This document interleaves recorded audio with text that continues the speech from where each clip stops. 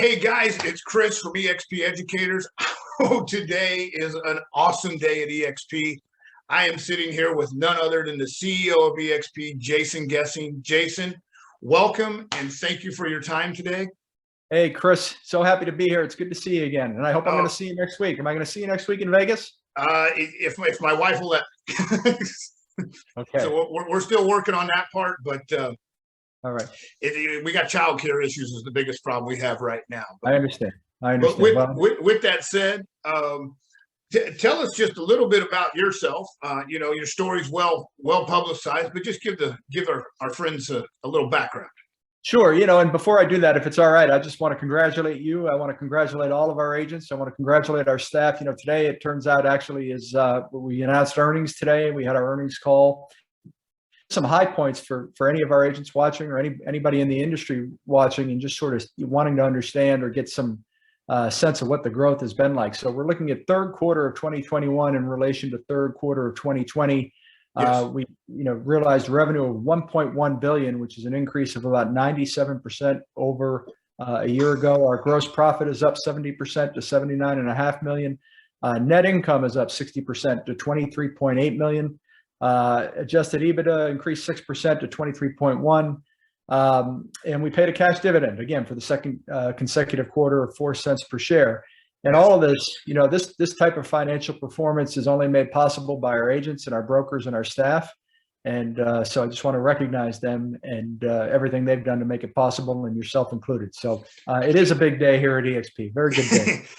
Yeah, I was on the fireside chat just a minute ago, a couple hours ago, just listening, and was just blown away because not everybody in the industry has had quite the robust reporting that we have had, to say the least. Yeah. Well, it's certainly an interesting time. But about myself, I'm speaking to you today from a little town north of Boston. I was born in Boston, grew up in one of the mill cities, Lawrence, Massachusetts, and had a great childhood. I thought it was fantastic. You know what you know, right? And so your reality is your reality, and my reality was a really happy one. I was always surrounded by kids. I was raised by my mother. I never met my dad, and so we lived in multifamily housing for the most part, and so there were always people around to play with. And I really got into baseball, and I got into hockey, and I was just always outside and really enjoying myself. And then when I entered first grade, my mother, God love her, sent me to a private school in an adjacent town called Andover. And the landscape just changed every single day. And so really had an opportunity to meet people of means, people without much money, and just to sort of, figure out how to interact with all sorts of different types of people and really respect the value that everybody has, irrespective of their own personal wealth. So, but after that, sorry for going on a little long there, but I wanted to be, one of my passions, and I mentioned baseball growing up, was reading the daily newspaper, and in particular the sports section. And there was a writer, still is a columnist with the Boston Globe by the name of Dan Shaughnessy, who entertained me endlessly and wrote about the things that I was very interested in as a child. So I wanted to be a sports writer for the newspaper, and that was sort of what drove me. I went to college. I ended up going to Syracuse because they had a great journalism school. People like Bob Costa. I won't go down that, but a lot of people that have gone to Syracuse, so they really do the job well. But I was deterred from going in that direction because of the evolution of journalism, and in particular how things were moving over to digital. And this was back in 1993. The writing was sort of on the wall. I think what the industry, the newspaper industry, didn't see was that there were all these writing opportunities that existed in other media. Yeah. But anyway, so I got out of college. I ended up working with a bunch of lawyers for a period of time, and they were government lawyers, and they were great people. They weren't billing their time, but they were providing a public service. And so I ended up applying to law school. Went to Boston College Law School, and then practiced for the better part of 10 years. Largely, it was a transactional practice. So a lot of real estate, a lot of land use, a lot of zoning, public construction, public bidding, a little bit of labor and employment. Worked with great lawyers, great people, but I found it to be rather isolating. But it was a good view into some of what the industry was all about, but from a different perspective.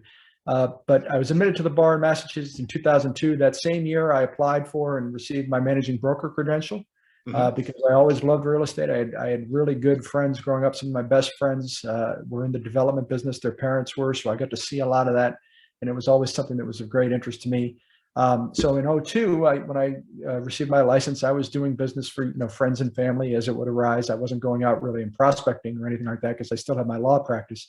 But it kept me sane, to be honest. And I noticed a few things. I noticed one that agents were pretty happy in relation to lawyers. And secondly, and I suppose this is the source of part of that happiness, when I was a lawyer at the table and I was figuring out what documents had to go to the recorder and which ones had to go back to the office, and if this one's notarized, this one's not, and I'd look over and the agent had one piece of paper and it was their invoice, and they were making about 5 or 6 times what I was making. So I knew I was in the wrong seat. And so I picked it up a little bit. I wanted to be a bit more concentrated on the brokerage side and real estate. And I joined a company, realestate.com, which at the time was a division of Lending Tree, and they had perfected or really introduced for the first time the combination of warm telephone transfer with online lead gen. And so I learned about that. I made some great relationships, and one of those relationships indirectly led me to Glenn Sanford. The next thing I knew, one day in early 2010, January 2010, I found myself in the first version of eXp World as an avatar. And, I was not the most tech adept person on the planet by any stretch. And I actually viewed it and thought, well, I don't know that I'll spend a lot of time in here. But the great thing about eXp, and it's still like this today, even though we're much more mature, obviously, is that everybody involved just sort of rolls up their sleeves and contributes what they know, right? So I started to go to these Friday meetings. And at the Friday meetings, we talk about these things. And, Gabe LeBeau, who was with us previously and who we're still in touch with and think the world of, he released website copy, and with my background in journalism and the law, it was easy enough for me to open up the document, go in and make some editorial changes. And I could also do some legal work and get us into states as we were trying to launch in various states. And everybody was rolling up their sleeves. I mean, whatever you brought to the table, you were lending that expertise. You weren't really getting paid for it. You were just doing this because you really were excited about and believed in what it was that we were doing. So that's really how it all started at eXp. And I left the law. I moved over here. I invested, I think, $7,000 to open the market in Massachusetts and New Hampshire. And from there, I just kept doing what I could to contribute. And, I had some personal successes. I was able to attract or draw in some folks in the industry who've been around for a long time with well-known brand names, who were respected and credible, and they could see it. They could really see what it was that we were doing. And in fact, in one instance, there was a 23-person office that actually was going to shut down their franchise. They had relaunched as an independent. They saw the future of the industry. And they had invested in marketing collateral. And then we started talking, and they saw that eXp was the avenue for it that really was painting a picture of the future that was even more complete than the one that they were painting themselves. So I had success there.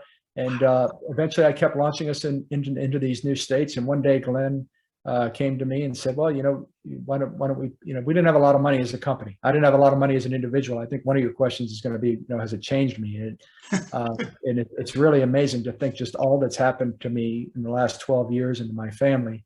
But at the time, Glenn said, can I pay you, I think it was $1,500 a month to keep opening up these new states and doing the legal work. And I back then, when I invested the $7,000, I received membership units of eXp Realty LLC. It was the only existing entity at the time, Washington State Limited Liability Company. So I said to Glenn when he made the offer, I said, well, you know what, I'll take the $1,500, but why don't we just do it in the form of membership units? And I don't know what came over me that day. It was probably the best decision I ever made. I was on a roll then. I made the decision to join, and for whatever reason, I made that decision that day, and certainly has panned out well. But throughout the course of my 12 years here, I've seen the company go from 25 agents to over 67,000 across the globe today, from 5 states to 18 countries and every state in the U.S. And it's just been tremendous. I mean, to see the staff that we brought in, and just to see how complex the organization has become, But at its core, it's still the exact same thing, Chris. I mean, it's people rolling up their sleeves. It's just now there's 67,000 people plus another 1,500 staff that are rolling up their sleeves every day, and they're all fellow owners of the enterprise, and so they're excited to contribute, just as I was back then. And so the fundamentals remain the same, even as the organization's gotten a little bit more complex. But I've held a couple of different roles over the years, and I've just been blessed to be in this role and to be a part of the whole story. Well, that you talked about the beginning and everybody rolling up their sleeves, because as with any new business, it's all hands on deck all day. Yeah. It's not I'm going to take a break. I'm going over here to relax. Kind of when Glenn called you, what was your belief and mindset when you saw it in the beginning? Because it sounds like you came from some fairly traditional stuff, on the real estate law side, and then on the managing side, and so on and so forth. And then this, I mean, is beyond groundbreaking. It was when it first started. Yeah, so very traditional. You're absolutely right. And I remember in 2012, I think it was, Glenn started making fun of me because I was the last person on the planet to have a BlackBerry, I think he was saying. So I must have been right in front of you. So there was definitely a learning curve for me. So yeah, but going into it, it was different. But at the same time, I think the fact that I had come from a traditional environment, every day I was spending probably at least 3 hours in the car driving from my home to Boston, downtown Boston, to go to an office that clients weren't going to, just like in real estate, right? They weren't coming to the office then. If we had something to do, if there was a closing or a mediation, we would go off site for that. You had all of the trappings, you had all the expenses associated, nice artwork on the walls and these fancy phone systems and beautiful mahogany desks but nobody was coming in, and the lawyers, even themselves, they wouldn't interact all that much with each other because they're billing their time, and that's the pressure. And so coming to eXp, once I understood why it was happening, why we were operating this way, why I was an avatar, right, and what the whole objective was, it made all the sense in the world to me, because I knew that lawyers could bill less time and spend more time with their families if these expenses didn't exist. I knew that clients could pay less per hour if some of these expenses that were unnecessary didn't exist. Sure. Glenn just took it to the extreme. He said, all of the stuff, right? The furniture, the desks, the photocopier, the leases, the keys, the glass of water, none of it. We don't need any of it. And he literally told his team one Friday, he said, don't come into the office on Monday because we're completely changing the way in which we do work. And I think, he certainly was prescient then. And I think, at some point the market's going to turn again. And when it does, I think we may see more and more brokerage owners come to the realization that in order to stay in the business and to do well, they're going to have to change. Oh yeah. Well, and that's, again, back then it was unheard of. Even when we first met, it seemed kind of out there, and that was just a few years ago. But so you got started. You said, hey, you know what? Keep the $1,500 a month. We're all in it together. How about just maybe a little love on some stock? How has it changed your life and your family's life? Just in general. I'll tell you this. I've moved 1, 2, 3, probably 5 times since I started with eXp, and some of those were out of necessity. And so and like so many people, I mean, back in 2007, when we all went through some stuff, and I was no exception to the rule, right? So we were moving at times because we had to move because the bank wasn't going to let us stay. And as time went by, we moved because we wanted to move and because we could, and because there was more space for us to have. But I can tell you that it was a real struggle early on. I mean, my wife is also a lawyer and by training, but she had stopped working at the time. My kids were very young. I had stopped, working for the law firm. So, I mean, it was very, very difficult, and we were looking for support from a number of different sources, and it was tough to come by. But I'm so grateful for the experience. And really the way I got through that, Chris, was I just sort of looked at what Glenn was saying, right? We're going to run the leanest model we can possibly run. We're not going to spend $1 more than we have to spend Yep. in order to get this thing to where it needs to be. And I just sort of applied the same approach to my life. I mean, we moved into a smaller place. You know, I had a car that was missing a door handle on the driver's side. So in the New England winters, I would actually at one point have to climb in through the passenger door and unlock the, you know, so today I don't have that problem, and I am as fortunate as anybody. And my family and I what we're most excited about really is that we are going to have an opportunity to give back, and we're starting to look at ways in which we can do that. There are some causes that are very near and dear to me, very near and dear to my entire family. So that's always fun. Wow, that's fantastic. And, you know, today we sit here and things are great and they've changed a lot for you and your family. You know, what is it that drives you today? I mean, you know, theoretically, you go from this small little thing to this massive NASDAQ traded darling of Wall Street, all the good stuff. But what is it that gets Jason going day to day? Well, the reason I'm so excited about eXpCon, and I'll tell you, it's the best 3 days every single year when we have it live. Part of what keeps me going, I just love being around our agents. I mean, they're just the most positive, glass half full, upbeat people.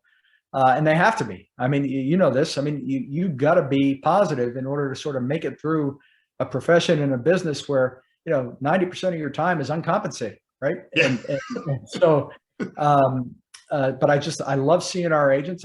There's nothing better. I mean, I've been fortunate to hear stories, you know, story after story about people who have either been able to retire their parents or send their kid to a special school to meet a special need. And, you know, all of these things that otherwise wouldn't have been possible, but for eXp, that's certainly a motivator. And I'd say the other thing is that, you know, there's still so much to do. And, you know, the global expansion that we've experienced over the last, you know, year and a half, and, you know, we had a little bit in 2018. I mean, now you go into eXp world and people are speaking French, you know, they're speaking Spanish, they're speaking all sorts of different languages, you know, Brazilian Portuguese, Portugal Portuguese. You know, it's just tremendous. And I love the multicultural element of what we're doing now. And I said it today on the earnings call, you know, you get all these people with different backgrounds, whether they, you know, it's a difference that derives from where they hail, or if it's something that has to do with their own professional background. When you have a place like eXp World, and we should, you know, of course I'm using that, and we haven't described it, but it's this, you know, our world, our campus, where people go, and anybody can access it from wherever they're located, and you've got all of these different skill sets and talents and experiences. It's a really strong and powerful force for growth. And so I think, as much as anything else, a big part of the eXp story, you know, if we look back 2-3 years from now, is how we, you know, especially in the midst of the pandemic, we've been able to build a global community that has differences among its members that are as stark as any. And yet somehow we're all rowing in the same direction. You know, we're all treating each other with respect, and we're all getting along. And I think that's a big story right now. Yeah, no, 100%. You know, it's the collaboration. When you try to explain that to somebody, it's like a foreign concept to them, because in a lot of places it just doesn't exist. And here it's so everywhere. It's like oxygen in a room. I mean, it's just, it's amazing. It's amazing. So here's an interesting question for you, because, you know, sorry about the lighting here too, Chris. Let me see if I can. Brent Go bought me this ring light. I can never quite figure out how to get it working there. How's that? There you go. The sun moved on you. That's what happened. Sorry. So, you know, and even today, you know, there's, you know, a lot of disinformation out there. But if you and I were sitting at a table and we had an agent sitting across from us or with us that was a little skeptical about eXp, what would you say to him? I'd say that's okay. You know, I'd say I'd ask what the source of the skepticism is, and to your point, I think oftentimes when you hear what people are saying or what their view is about the company based on what they've heard, or, you know, their perceptions that they've formed on their own, it's oftentimes inaccurate. And so, you know, you correct where you can. But I think, you know, I would tell that person, look, you can only make that move when you've determined that eXp is right for you, right? It's not for everybody. But at the end of the day, if you go through the analysis, I mean, it really is a very clear and easy decision to make. making the transition isn't always easy for people. It's hard to move away from an organization you've been part of for a long time. But from a professional development standpoint, from a personal development standpoint, we just acquired Success Enterprises last year. The biggest personal development brand on the planet, as Glenn said. From that standpoint, and certainly from an economic standpoint, it's a very, very easy decision. But you never want to pull somebody along, right? You never want to drag somebody into something, because these are big changes. These are big decisions. Sure. And I think when you tell that person sitting at the table that they can take all the time they need to kick the tires, and they should kick them, but at the same time, understand that every week, I talk to people who say, hey, I joined, and I wish I had listened to you 2 years ago, or wish I had listened 4 or 5 years ago. Yeah. And, we're still early. There's still a huge amount of opportunity here. People haven't missed out on anything at all. Yeah. But, I think it's okay for people to know that it's all right. You want people to know it's okay to take the time they need to come to the decision on their own. Yeah. So, yeah, because I remember when, back when we first met you, my wife and myself, who was a real estate attorney as well, and you got a lot of camaraderie there that day. She's very, I'm always looking for the shiny new object, like every realtor, right? At least I used to. Now I don't look for shiny new objects anymore. I done found the brightest one in the box. But I was really not sure how it was going to go. And she says, I only have 2 questions for Jason. She walked in and we sat down and you answered, and just boom, boom, very succinctly, very, you guys were speaking the same language that day. And I remember getting in the car and I'm like, not knowing what to say, because I know I'm like jumping out of my skin. Right. And she's just like, we're in, it's done. That was, and that there was a turning point for our family. Tell me how it's gone. Tell me how it's gone. I'd love to know. Well, as I tell people, things that I have, since we've gotten here, we have more profit, more equity, more time. And what we have more than anything is more peace. Yeah. It is just, there's something, you can't explain it. It's just totally changed our time. We spent a majority of the summer with our kids. There's 7, soon to be 9 is one of them, and the other one just turned 7. And we hated to see summer run out. I mean, we had so much fun because whether it's the rev share, the stock, the systems that were in place that allowed us to, be on the road and do what we do, it just was, and we're going to have another fantastic year here, So yeah, it's all the above, so again, if you like profit, you like equity, you like time, and you like peace, this might be a place for you to take a look at. If that's not your thing, maybe you shouldn't come here. And if you like time with your kids, I mean, the 7 and 9 are great ages. My boys are 15 and 13 now. And one of the biggest things, the benefits for me, was that hour and a half drive each way, 3 hours a day in the car, just discontinued. I was able to give that time back to them, and I wouldn't trade that for anything. So that's great. I love hearing that. I love hearing that. That's awesome. Hey, I know time is precious. Today, a monster day at eXp. Anytime we have an earnings call is a big day around here. Any thoughts before we get going, Jason? Yeah, I think, Chris, we're just going to keep innovating as best we can. I mean, every single day, whatever initiative we look at, whatever thing we decide to pursue, whether it's express offers, which is interesting, we could have talked about that. But whatever it is, the first question is always, how is this going to benefit the agents? Mm-hmm. And if it doesn't benefit the agents, then we don't do it.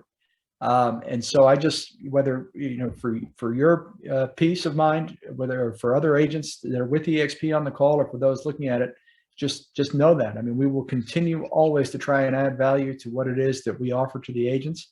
And that value, most of the time, is going to come from the agents themselves. I mean, I shared today, we're in relocation now because an agent introduced somebody who knew how to do relocation really well on a national basis. Yeah, it's great. And that's the power of agent ownership. I mean, those opportunities don't come before us if the agent doesn't have a reason to be excited about the success of the company. And that's the difference with eXp. It's unlimited upside, right? The agent controls it, but they got to earn it. And other companies will give you a block of this, or they'll give you $100,000 here, or they'll give you an advance against future commissions. Mm-hmm. But it's a one-time benefit. And Yeah. and here the agents, the agents know that they control it and that it really is unlimited. And it's why we get such great entrepreneurial agents. And we're going to have a lot more of them. And I just couldn't be more excited. And I'm the luckiest guy to be a part of it. And I appreciate you having me on here. Go ahead. Yeah. Yeah. It's a lot. We pay out a lot in rev share. We pay out a lot in stock to our agents. And we wouldn't want it any other way. Yeah. So That's awesome. That's awesome. Jason, again, thank you for your time. We appreciate it. Guys, click the link below if you want to get some more information. You couldn't work for a better company. We couldn't be more excited. And as we love to say, if you knew what eXp Realty could do for you, you'd already be here. Jason, thank you again. Look forward to seeing you soon. likewise. And thank you for your time. Let me know if I can be helpful at all. Thank you. Thank you. Appreciate it. Really enjoyed it.